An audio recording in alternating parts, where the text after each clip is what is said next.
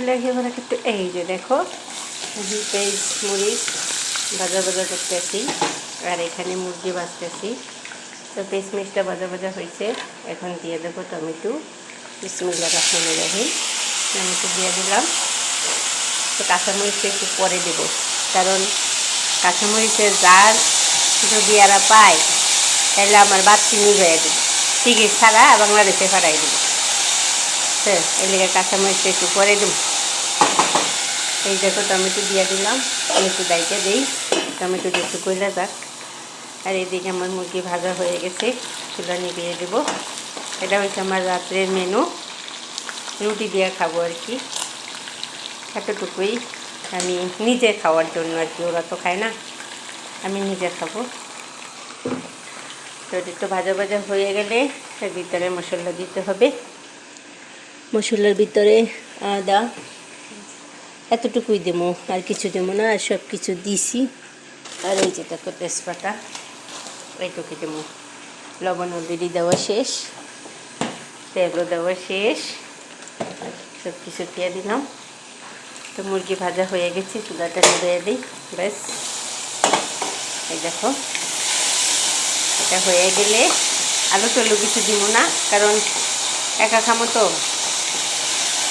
আজকে খাইমু আর সকালে খামো, শেষ।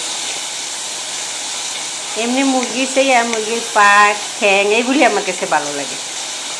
রান্না মুরগি আনছে তো এই জন্য আর কি পাটগুলি কেটে কেটে রাখছি, আর একটার অর্ধেক মুরগি এটা আর কি খাইতে এই লগে দিয়ে দিছি। সেটা দেখো কত সুন্দর। এর ভিতরে দিয়ে দেবো তোমার এই রে হলুদ।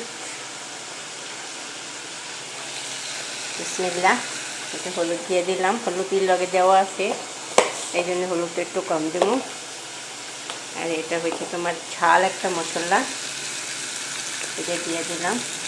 ব্যাস, আদা ওই লাগে দিয়েছি, রসুন দিয়েছি, তবে এর লাগে আর একটু আদা দেওয়া দরকার। আচ্ছা করে দিই। তো এটা হয়ে গেছে, খেয়ে দিলাম। এখন মরিচটা দিয়ে দিই, যেহেতু কমে গেছে মরিচটা দিয়ে দিলাম।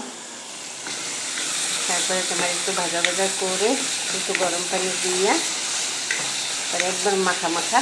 ব্যাস দেখো কত সুন্দর হয়েছে। তো তোমরা কে কীভাবে রান্না করো আমার জানাইবা, আর আমার রান্নাটা কেমন হয়েছে বলবা কিন্তু, ঠিক আছে? ভুলে যাও না। মরিচ তেলে ভাজি না কিসের জন্য, ওই যে বললাম না।